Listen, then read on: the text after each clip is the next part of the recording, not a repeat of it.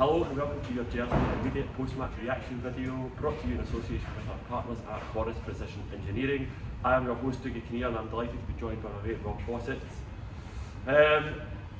This was my first Philippe Clement game in charge at Rangers, and I must admit I came very excited and optimistic, and then I seen the team sheet and I felt a little bit less optimistic when I seen Dessers and Lammers in the team sheet again, but I suppose you can only, excuse the French, piss with the cock that you've got, and there wasn't many fit options available to Philippe Clement. How did you feel when you got on the bus coming over? Did you feel positive when you seen the team? Not when I saw the team, but like you, I was looking forward to the game today. I think you're right in what you say. You know, there are only so many players that we've got fit and available for selection at the moment, and I think that was evident with the selection that Clement put out today.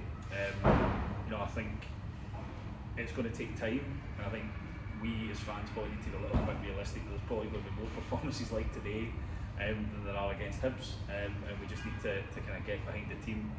I think it's going to be interesting moving forward to see who comes in and who comes out as we start to get players back fit. And I think that's one of the things that we've noticed a lot that Clement said in some of his press conferences, is that there's no point patching some of these players up and getting them playing for a game. We need to get to the bottom and we need to get them so they can have a run of games in the team. So I think that's a positive thing to take from him and the approach he's going to take to getting some of these players back. Yeah, I think you're right. I think when you see guys like Danilo on the bench today, Clement is a manager that wants to play players from the start who are capable of playing 90 minutes. He doesn't want to throw anyone in danger of risking future injury. But we've just seen Danilo in the post-match press conference, and once again he's very happy. He's saved us today with a very big important goal, and you wonder how long the manager can overlook him from the starting 11 despite just returning from injury. I think it's a good point. You're right. Danilo Rozzoro, as I'm beginning to call him, with that mask that he's got on. Batman. Batman. Yeah, there's so many names that we could call him, but I think the fact is he was in the right position at the right time, and he came in trying to make a positive impact, and you could see that from the moment he stepped foot on the pitch. I think a special mention obviously needs to go to Tav, and the manager mentioned that in his post-match comments around his strength of character.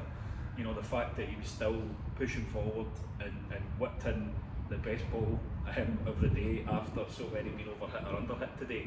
I think just sums him up a little bit, because he was getting a lot of stick in that game. He'd missed a penalty, but he still had the balls to stand up, score, and then create the winner for Danilo to run on to. I think Clement rightly highlighted his strength of character, and if more of his teammates can show that, then that's exactly what the managers want to see. Yeah, I spoke about it with my dad at full time. You can criticise Tav. He's a player that typically does get isolated by supporters. I think a large part of that's because he's our captain. He missed a penalty at a crucial point of the game. We'll go on and we'll talk about the first half and the second half performances. That's a huge psychological blow. What we've not spoken about yet is this was a huge test of our players' mentality today. Celtic dropped points yesterday. It was a huge boost, but that's happened time and time again, where the onus has been on us to come out the following day, perform, get a result, and the players have let us down. And at that point, when Cavs missed the penalty after a very poor first half from the entire team, you do look at it and you think, where's the goal coming from? Do we have the mentality to go on and get the win? And as you've touched on from Tav in particular, I've got to say huge credit to him for when, we'll come on and we'll talk about some of the incidents, but when the penalty decision goes in our favour, Tavernier's there, he's one to grab that ball straight away. He's got the confidence in his own ability to go in and stick that ball away, and he's done it very well, right down the middle. And as you say, it's a pinpoint cross, and it's a fantastic finish from Danilo. I think he's headed it in the only part of the goal that he could actually score. It's a great header from a player that actually looks dangerous in the box. But Tav's reaction, we spoke about it at the press conference here, Tav's reaction with Goldson when that ball hit the back of the net, that was a big win today. I mentioned there about the mentality. The players had to prove that they've got the bottle to be in a title race. We also, I had a stat in my back pocket for the outcome of this game, and it's Dougie and a start, who was against me and a start. But my mate Scott had said to me that 9 times we've conceded this season and we haven't won when we've conceded. Now that can be draws as well, and I just had that in my head, and that was a big test of character today, is when we do concede, can we go and win the game? And I think that's why it was so important, and so important as well when you consider we've got Hearts next weekend in a cup semi-final. We didn't want to begin at that cup semi-final having been beaten off of Hearts, so we can now go into Wednesday knowing that we've closed the gap to 5 points, and I think that's huge. Absolutely, you're right, and let's not get away from the fact that, you know, the result papers over the cracks. You know, I think ultimately there was a lot to worry about in that performance, but you know, the manager's coming in. It's going to take him time to imprint his style and imprint the mentality that he wants in this team. But that was a game we would have lost previously. You know, I think the fact that the players kept going to the very end is testament to what the manager's done in a short space of time. But you're right, that was a must-win today, because it was the first real test of these players under the new manager to show that they deserve to wear that jersey. And I think they did answer it today. Now, we can be very critical and say first half performance lacked the passion and intensity they want to see now in this team, but apart from that first goal attempt that Hearts had on, we were never in any danger of conceding. You know, we created 2 really good chances in that first half, and it was actually Hearts' thrown bodies to block it that stopped them from going in the back of the net. So there are positives to take from the game, but you're right, you know, that should give that group of players a lift, and if it doesn't, that's what the manager will see. And as he mentioned in his press conference, you know, this is an observation period for him. Yeah. You know, he's looking at these players to see not just what they're bringing on the pitch, but he'll be looking at how do they interact with their teammates, what are they giving to the squad, you know, what mentality do they have, are they going to be the winners that he needs, because ultimately that's what he wants to build. He's wanting to build a winning team here. He wants to be getting cups and leagues, you know, because he's done it at previous clubs, and I don't think he's one of these managers that will suffer fools gladly. If you're not performing in that pitch or in that dressing room or in that training field, you're going to be the team. No, you're right, and having seen him there, I don't think he's the kind of guy that I want to mess with, I tell you that. You spoke at the positives there. I've got to be honest, 5 minutes of that game changed my mood entirely, because up until the penalty, I was in a very, very bad mood, because up until that point, I came here expecting to see something different, because this is my first game of the Clermont era. We've came away with 2 big results. We've came away with a victory against Hibs and a big point away from home against Sparta Prague, and that today was not a good performance. But we've got the win, and you know, one of the guys that sits in front of me said that when Clermont came in and said that to expect exciting football, that's not what I was expecting. No, very true, and I just so that he hasn't read my text yet, but hopefully will after this. Before the end of the game, or just before that 5-minute period, I said, going to be an interesting chat after the game.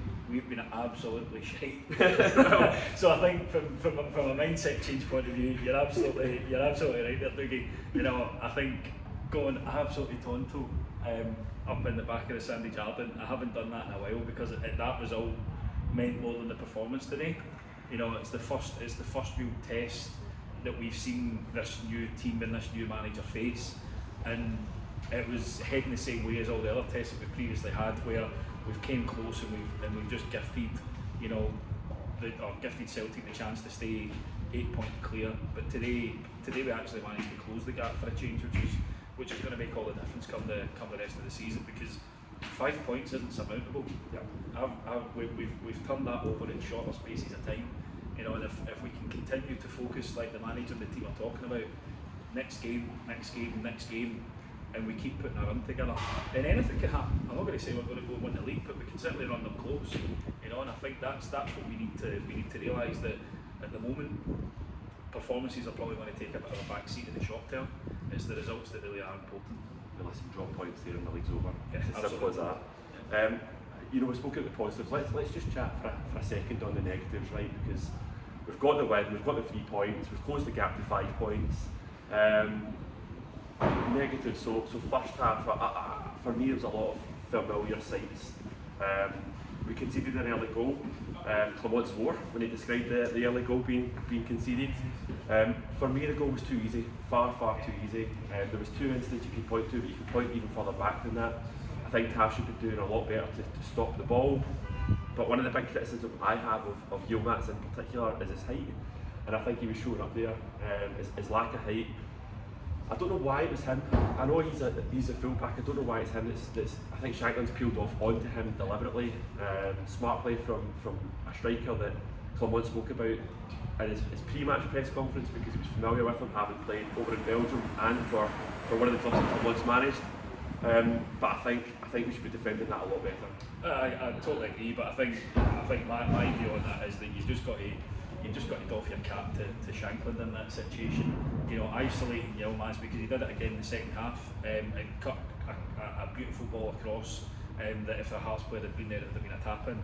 You know, you've just got to credit that as good striker play, and I think that goes back to our recruitment in summer. You know, I wasn't a big fan of looking at Shankland as an option, but I think when you see the way that it's certainly in that first half that he kind of bullied our defenders a little bit today, you know, I think that he probably would have been a better option than some of our strikers that we've signed this season. But I do agree with you. You know, there's no way that we should be letting Yilmaz be caught with Shankland. You know, Davies being the left centre half has probably got to take a bit more responsibility there to make sure that he's not drifting onto Yilmaz, because it's a complete mismatch, and you could see that Hearts targeted him today. Yeah. You know, and fair play to the wee guy. He kept on going, and he kept going forward, which is what I like to see from him. But you know, that's naturally what's going to happen when you've got a player at his height in the team, especially if you've got, you know, fairly tall physical players like Hearts have got. You're going to get targeted, and I think it's something that we are going to have to get smarter about as a team, to give him the protection that, you know, he doesn't get caught out like that again. Yeah. And for 85 minutes of the game as well, I would say it was falling into the same old bad habits. A lot of loose balls from individuals. We were losing 50-50 battles. You said yourself, we had chances, but for me, we were just off it slightly. You know, it wasn't in terms of bad shots. It was, you know, there was just marginally, the ball was just marginally away from our players, so things just weren't connecting. There was a lack of cohesion within the squad today. For me, that was a big worry, because that's what I was hoping to see in Clement's first game in charges. For me being here for my first game in the Clement era, was seeing that positivity, was just seeing what his system is, seeing players buy into his system, and that was worrying me for 85 minutes of the game. But let's get away from the negatives. In fact, we can. Let's talk some individuals, right? We'll talk some individuals. Before we go into the individuals, though, I think you're right. That 85 minutes was a little bit worrying. But I think if you listen to what the manager says about how he wants his players to play, it's all about movement, you know, and it's not just one or two people moving. It's the team moving, and I think again, you give a team like Hearts a lead. You know exactly what they're going to do. They're going to drop into a back five and have four midfield. They're going to make it very difficult to play through. That movement off the ball was absolutely critical. And it's the same old story that we had. We had too many players that were just happy to go and stand next to an Aberdeen defender and say, "How you doing, big man?" It was a long day. So you can talk about Aberdeen now. Sorry, Hearts. It's the same problem. You know, there was a real lack of movement, and that was what stifled the creativity. Yeah. You know, we just allowed Hearts to set. And we didn't give them enough problems off the ball. It's a perfect segue into my individuals here, because for me that lack of movement was coming from two players in particular. It was the two players that I seen in the team sheet that I did cringe a little when I seen them, and it's Cyril Dessers and Sam Lammers, and I hoped that today was the day that they were going to come on and really spark and ignite their Rangers career. But there was a big reaction when you seen Danilo coming on at half time. It was a big reaction from the supporters at the sight of Danilo, and when Lammers went off, there was a big reaction, and I'll be honest, I'm surprised Lammers lasted as long as he did. But there was just a lack of movement from those players, and I was looking at Lammers in particular, and I was thinking, what is your role in this team? You know, if the manager's going to be playing 4-3-3, I don't see where Lammers fits in the team. I don't know what he was offering. I spoke about slack passing. It was coming a lot from Lammers, and I think I spoke to you about substitutions. I wasn't convinced by the subs today, and one of the reasons why I wasn't convinced by the subs is I think it stifled certain players. You know, when we brought on Scott Wright, for example, I have no idea where Sima was playing. You know, he's playing left wing back, but with Yilmaz standing beside him at points. And then Lammers went off the pitch and we brought on Ryan Jack, and I was thinking, we're chasing a game here where we need to win to keep the pressure on Celtic. We've just subbed an attacking player and brought on a defensive player, but all of a sudden we look like a team. We look like a team capable of keeping the ball. There was intensity, and it proved to be a good substitution in the end. Absolutely, I think it just highlights the problem that we've got at the club at the moment, where we are down at the bare bones, despite having, I would say, a fairly decent sized squad. So Clement's focus on fitness, individual plans, looking at lifestyle, I think are going to be key to making sure that we can keep these players fitter for longer. You obviously had Nico Raskin taking a pretty bad one today, that as soon as he hit that shot it looked like he knew himself that he was in for a bad one. So we'll need to wait and see what the outcome of that one is. But you're right about Lammers. I mean, I made the comment that I think he probably had more successful passes to Hearts players today than he actually did Rangers players. And I think the majority of fans are desperate for both players to prove us all wrong and be a success at this club. But I'm just at the point now where I don't see it from either of them. Lammers has got lovely touch on occasion, but equally he can fucking trip himself up more than he can actually be a danger to the opposition. And Dessers, while he works his heart out, he's just not good quality. Danilo's come into that pitch today and scored a great goal because he got into that position. I don't think Dessers scores that if he's still on the pitch. He's not going to be in that position at the back post waiting for that ball to come over for Tav. So I think taking both players when we can out of the starting 11 and working with them as individuals to try and get some confidence back is something that hopefully the manager will do, because ultimately, whether we like it or not, we're stuck with them. How do you get the confidence back though? Like when you're going off the pitch and fans are sarcastically applauding you as you're going off, Ibrox is an unforgiving place. How do you recover, and what does the manager do? You've got a game on Wednesday night away from home. Do you play them? We've got it because we've got nothing else to play. Especially with Raskin as well. But I think it comes from training. I think ultimately the coaching staff are the ones that are going to need to work with them. And that's where it's got to turn. It's got to turn to training. At the moment, I think Clement's approach is that he's trying to get them to play through it. But I think even he had enough of Dessers today, given that he took him off at half time. And I think I've had enough after 5 minutes. and I think moving forward, we'll have the likes of Tom Lawrence coming back into the team.